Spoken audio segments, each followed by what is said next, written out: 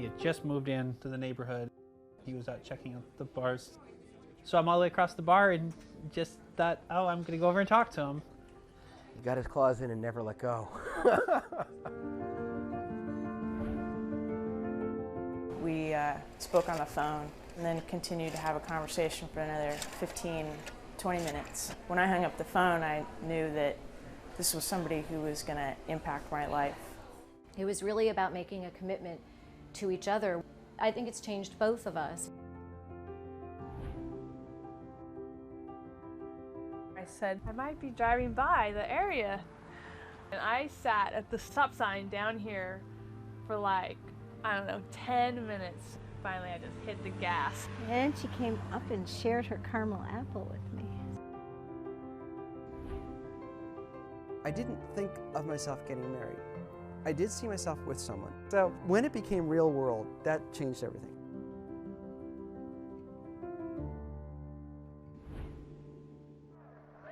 Gay people had sought the freedom to marry from the dawn of the modern gay rights movement, starting in 1969. Those first couples and advocates seeking the freedom to marry in the courts in the early 70s were all denied.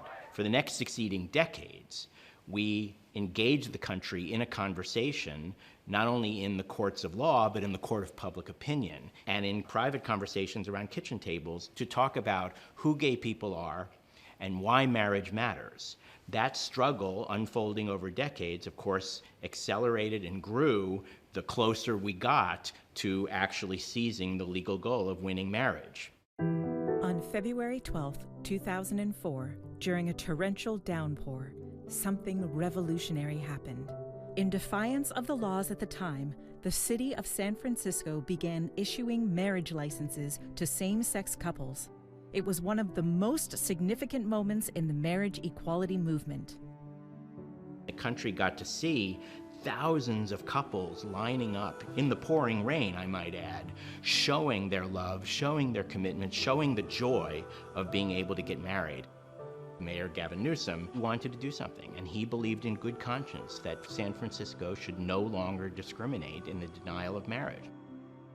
Same-sex couples came from every corner of California and from other states as well to pledge their devotion to one another in San Francisco City Hall, officially for the first time.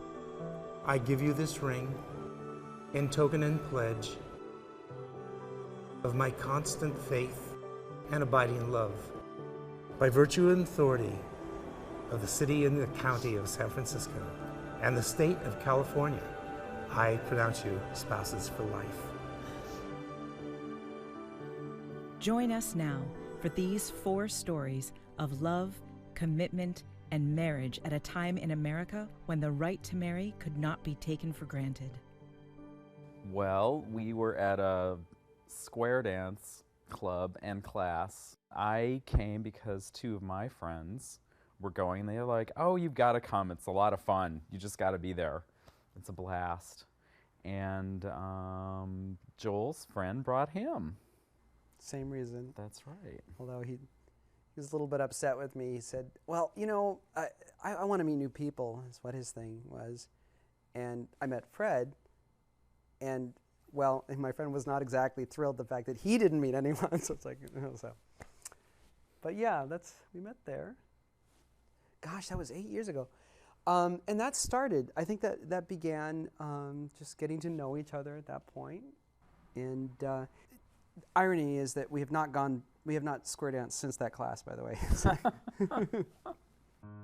They may not have committed to square dancing, but Joel and Fred found something else in their relationship with one another. His beautiful eyes, his sparkling wit, the intelligence, you know, the energy. He's very energetic, always forthright. He speaks his mind too, which I can't live without. To me, Freddie's always been life. I mean, just constantly alive and joy. And there's a lot of, oh gosh, just a lot of you, you know. Well, there's a lot of you too. I know. There's a lot of us. Yeah.